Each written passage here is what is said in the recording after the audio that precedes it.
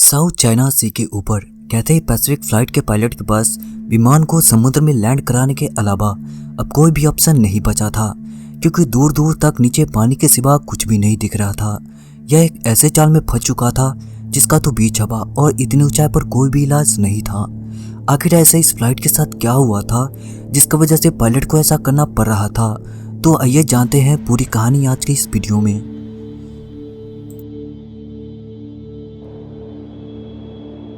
कहते हैं Pacific flight 780 तकरीबन दोपहर के 1:24 पर 309 पैसेंजर्स और 13 क्रू मेंबर के साथ इंडोनेशिया के जुआंडा एयरपोर्ट से उड़ान भरती है। इस विमान का अगला मंजिल चाइना का हांगकांग इंटरनेशनल एयरपोर्ट था। 35 वर्षीय पायलट मैल्कम वाटर्स जो कि इस विमान के कैप्टन थे, यह तकरीबन 12 साल से कहते पैसिफिक एयरलाइंस कंपनी में काम कर रहे थे। 37 वर्षीय हे हो जो कि इस विमान के फर्स्ट ऑफिसर थे, और ये दोनों ही पायलट बहुत अच्छे खासे एक्सपीरियंस थे। सफर का अब आधे घंटे बीत चुका था, फिर भी विमान अभी भी क्लाइंबिंग कर रही थी, लेकिन स्मूथली नहीं, क्योंकि इंजन नंबर 2 अपने आप सर्जिंग कर रहा था। मतलब इंजन का पावर ऑटोमेटिकली घट और बढ़ रहा था। इस ट्रांजिशन को ना ही ऑटो पायलट कर रहा था और ना ही दोनों पायलट। लेकिन हाँ, सफर का 90% समय में फ्लाइट ऑटो पायलट में ही फ्लाई करती है, पर ऑटो पायलट एक साथ दोनों इंजन्स के पावर को कम और ज़्यादा करते रहती है, सिर्फ एक इंजन को नहीं। सो यहाँ निश्चित रूप से इंजन नंबर 2 में कुछ न कुछ तो दिक्कत थी। लेकिन फिर भी कुछ ही मिनट में इस छोटे से माइनर प्रॉब्लम के साथ फ्लाइट अपना पायलट के द्वारा सेट किया गया टारगेटेड एल्टीट्यूड 39,000 फीट की ऊंचाई पर पहुंच जाता है। पर इस ऊंचाई पर थोड़ी दूर आगे बढ़ने के बाद कॉकपिट के ई-कैम डिस्प्ले पर engine number 2 control system fault का एक एरर मैसेज आ गया।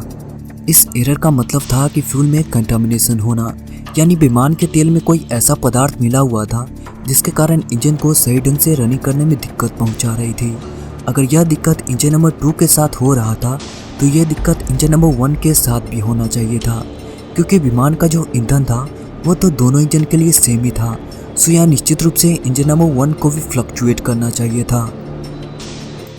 तो जी हाँ, क्लाइंबिंग के वक्त इंजन नंबर 1 में भी दिक्कत आ रही थी, लेकिन कम as compare to engine number 2। पर ई-कैम डिस्प्ले पर सिर्फ इंजन नंबर 2 का ही एरर मैसेज दिखा रहा था। सो यहाँ दोनों पायलट को समझ में नहीं आया कि आखिर इस विमान के साथ हो क्या रहा है। सो यहाँ दोनों पायलट को लगा कि शायद फ्यूल डिटेक्टिंग सेंसर में कुछ टेक्निकल इशू आया होगा, इसी के चलते ये गलत मैसेज दिखा रहा है। लेकिन दोनों पायलट अभी भी सस्पेंस में ही था, आखिर करे तो करे क्या। ऐसे तो पायलट के पास एक इमरजेंसी चेकलिस्ट बुक होता ही है। इस बुक में ये लिखा हुआ था कि वर्स्ट केस में अगर गंदे तेल के कारण इंजन का थ्रस्ट लॉस हो रहा है तो ऐसे सिचुएशन में उस इंजन के पावर को मिनिमाइज कर देना चाहिए, और जो एक रिमेनिंग इंजन सही ढंग से काम कर रहा है उसे इंजन के थ्रस्ट पावर को मेंटेन करना है। पर यही इमरजेंसी प्रोसीजर वर्स्ट सिनेरियो के लिए था। लेकिन कैथे पैसिफिक फ्लाइट 780 का इंजन नंबर 2 का कंडीशन इतना भी ज़्यादा खराब नहीं था कि इसे बंद कर दिया जाए। पायलट का दिमाग अब बीच में अटक चुका था, अब करे तो करे क्या। इसलिए कैप्टन ने ग्राउंड पर बैठे मेंटेनेंस कंट्रोलर से पूछा कि ऐसा ऐसा सीन है, अब हमें आगे क्या करना चाहिए। तो मेंटेनेंस कंट्रोलर ने पायलट को रिप्लाई दिया, आप घबराएं नहीं, बस ये एक छोटा सा ग्लिच है, कुछ ही क्षणों में ये ठीक हो जाएगा, और तो और आप अपने फ्लाइट को अगले मंजिल के लिए कंटिन्यू रखें। पर कुछ दूर आगे बढ़ने के बाद दोनों इंजन्स में जो दिक्कत आ रही थी अब पूरी तरह से खत्म हो चुका था। अब दोनों इंजन नॉर्मल तरीके से काम करने लगता है। तकरीबन 2 घंटे बाद लैंडिंग करने के लिए विमान को मैक्सिमम ऊंचाई से नीचे उतारने का समय आ चुका था। ऑटो पायलट अब विमान को 39,000 फीट से नीचे उतारना शुरू कर दिया। हर चीज़ प्लान के मुताबिक ठीक ही ठाक चल रहा था। विमान अब डिसेंड करते हुए 37,000 फीट पर आ चुकी थी। फ्लाइट की दूरी अब डेस्टिनेशन एयरपोर्ट से सिर्फ 203 ही किलोमीटर बचा था। तभी फिर से ई-कैम डिस्प्ले पर अचानक से 2 एरर मैसेज आ जाता है।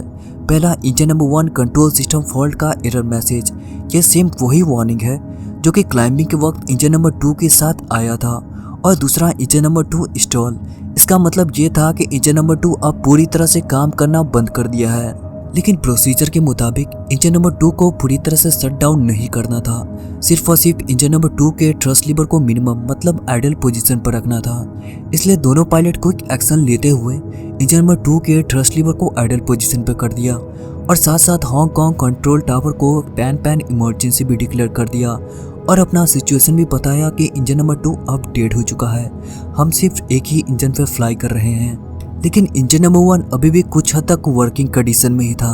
सो यहाँ स्पीड को मेंटेन करने के लिए इंजन नंबर 1 के पावर को बढ़ाकर मैक्सिमम पर कर दिया गया। हांगकांग एयरपोर्ट से सिर्फ 83 किलोमीटर की दूरी पर कहते पैसिफिक फ्लाइट 780 कंटिन्यूअस डिसेंड करते हुए 8000 फीट पर आ चुकी थी। तभी कॉकपिट में फिर से एक और इकैम डिस्प्ले पर मैसेज आ गया कि इंजन नंबर 1 स्टॉल। मतलब ये था कि इंजन नंबर 1 का भी अब थ्रस्ट पावर लॉस हो चुका है। अब यहाँ दोनों इंजन बंद पड़ चुका था। विमान अब सिर्फ फ्लाई नहीं बल्कि ग्लाइड कर रही थी, वो वे बिना इंजन के। लेकिन सबसे अजीब बात ये थी कि इस विमान में जितने भी पैसेंजर्स थे वो इन सब बातों से अनजान थे कि उनका विमान बिना इंजन के फ्लाई कर रही है, और तो और इतने रिलैक्स थे कि जैसे कुछ हुआ ही नहीं हो। पर इधर दोनों पायलट का होश उड़ा हुआ था। अब करे तो करे क्या, फ्लाइट की उतनी हाइट भी नहीं थी कि ये इजिली ग्लाइड करते हुए एयरपोर्ट के नज़दीक तक पहुंच जाए, और तो और 0% थ्रस्ट पावर होने के कारण रेट ऑफ डिसेंट भी नॉर्मल से हाई था, यानी विमान बहुत तेजी से नीचे ड्रॉप हो रही थी। नीचे समुद्र के खारे पानी में इमरजेंसी लैंडिंग करने के अलावा अब पायलट के पास एक यही रास्ता ही बचा था। लेकिन यहाँ पर एक मुसीबत थी। शायद आप में से बहुत सारे लोगों को 15 जनवरी 2009 का तो घटना याद ही होगा, कैसे एक यूएस एयरवेज पैसेंजर विमान को बर्ड स्ट्राइक के बाद हडसन नदी में इमरजेंसी लैंडिंग कराया गया था। पर कैप्टन के दिमाग में एक डर बैठा हुआ था कि साउथ चाइना सी हडसन नदी नहीं है, क्योंकि समुद्र में हमेशा ऊंचे ऊंचे लहर उठते रहती है और नदी तो हमेशा शांत ही रहती है। और तो और इतिहास में जितने भी विमान को समुद्र में इमरजेंसी लैंडिंग कराया गया है वो बहुत बुरी तरह से क्रैश हुआ है। तो इसी डर से कैप्टन ने फिर से दोनों बंद पड़े इंजन को स्टार्ट करने का सोचा, क्योंकि इन्हें लगा कि शायद हाई स्पीड में फ्यूल फ्लो होने के कारण यह अननोन पार्टिकल्स फिल्टर को ब्लॉक कर रहा होगा। तो क्यों ना हम थ्रस्ट लीवर को आगे की तरफ धीरे धीरे पुश करें। हो सकता है कि ऐसे में स्लो फ्यूल फ्लो होने के कारण यह अननोन पार्टिकल्स फ्यूल फिल्टर को ब्लॉक नहीं करेगा। इतना सोचने के बाद कैप्टन ने इंजन नंबर 2 के थ्रस्ट लीवर को आगे की तरफ धीरे धीरे पुश किया। इसके बावजूद भी कोई रिस्पांस नहीं आया। पर सेकेंड अटेम्प्ट में जैसे ही इंजन नंबर 1 के थ्रस्ट लीवर को आगे की तरफ पुश किया, इंजन का पावर ऑटोमेटिक बढ़ना शुरू हो गया। लेकिन यहाँ एक दिक्कत थी, 74% से ज़्यादा पावर नहीं बढ़ रहा था, पर यह पावर इतना ज़्यादा इनफ था कि ये इससे विमान आराम से फ्लाई कर सकती थी। पर इंजन कब फेल हो जाए उसका कोई गारंटी नहीं था। फिर भी दोनों पायलट को यहाँ थोड़ा सा राहत मिला। लेकिन यहाँ कैप्टन ने विमान को 5500 फीट की ऊंचाई पर ही होल्ड कर दिया और इसी एल्टीट्यूड पर विमान को फ्लाई कराने का डिसीजन लिया। सो फ्लाइट को यहाँ 5500 फीट की ऊंचाई पर रखा गया और जैसे तैसे करके इसी ऊंचाई पर एयरपोर्ट के नज़दीक पहुंचाया गया। अब यहाँ एक आखिरी पड़ाव बचा था, वो था लैंडिंग। फाइनल टचडाउन से कुछ देर पहले स्पीड को कम करने के लिए थ्रस्ट लीवर को पुल करके आइडल पोजीशन पे कर दिया। अब यहाँ लैंडिंग करने के लिए विमान अब पूरी तरह से सेट हो चुका था। लेकिन यहाँ फिर से एक और मुसीबत खड़ी हो गई, ओवर स्पीड वार्निंग मैसेज।